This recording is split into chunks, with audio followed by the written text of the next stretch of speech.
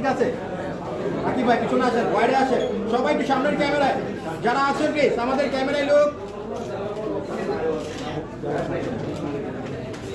ওকে আরেকবার প্লিজ আকিব ভাই পিছনে আসেন শেষ করবো থাকি সবাই ক্যামেরায় লোক